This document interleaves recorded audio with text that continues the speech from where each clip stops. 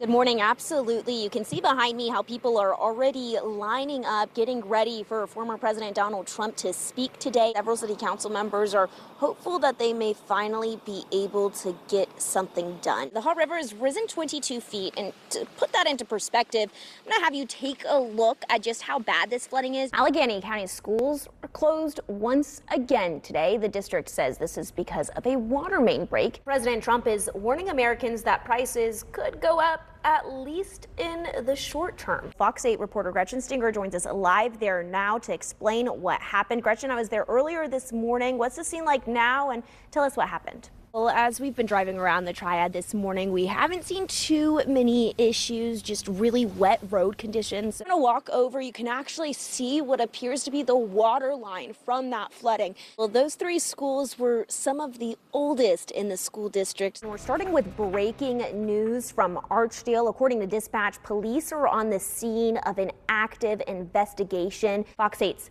Elijah Skipper was there as the announcement was made. He joins us now with the latest developments. There were concerns the devastation from Hurricane Helene could hurt voter turnout in the western part of our state, but that doesn't seem to be the case. The city is also leasing RVs to sleep even more people in Pomona Park. You can actually see the crash behind me. It looks like that GPD patrol car and that other vehicle crashed head on. There's severe damage to both vehicles. Police are still here 12 hours later. This was a home break-in that turned deadly. And with just days left until Election Day, both presidential candidates are campaigning out west. This was a decisive and an early win for Josh Stein. The race was called not even an hour after the polls closed. Restaurants, stores, homes left very similarly to like this one behind me. Good afternoon. Thanks for watching the Fox 8 News at noon. I'm Floriana Boardman.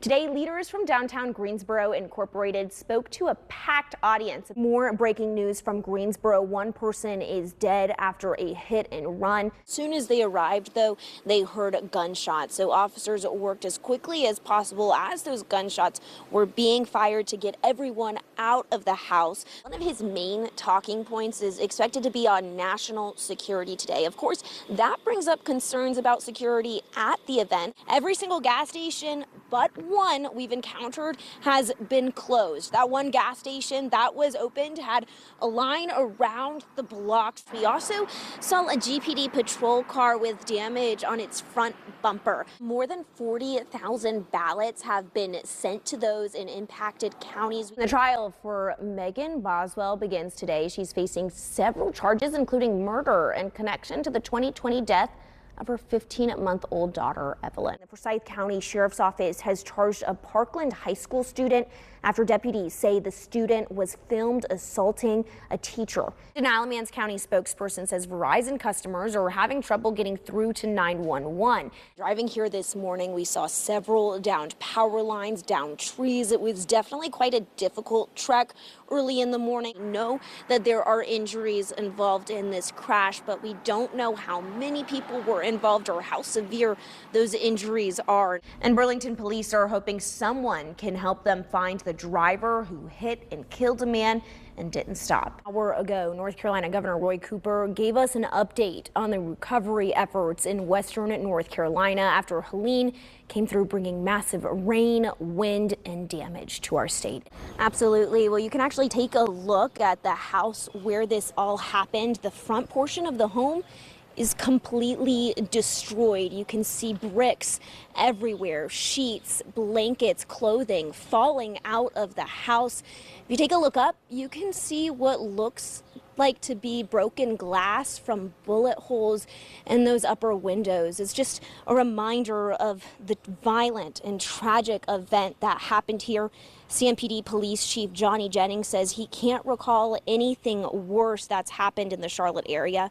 Two of the four officers killed, Sam Peloche and William Elliott, worked for the state's Department of Adult Correction for 14 years. Peloche leaves behind a wife and two children. Elliott leaves behind a wife and one child. CMPD officer Joshua Iyer died last night after fighting for his life in the hospital for hours. He was a 6-year veteran with CMPD. Earlier this April, he was named the department's Officer of the Month. Iyer leaves behind a wife and a 3-year-old son. This is a loss the entire Charlotte community is mourning. And the most that I can ask of our community is that we honor and respect them for all the work that they've done, all the work that we will do to make it possible for our city to be safer. Absolutely tragic. Again, we don't know the identity of the deputy U.S. Marshal who was killed. We'll keep you updated as we learn more. For now, live in Charlotte, Floriana Boardman, Fox 8 News.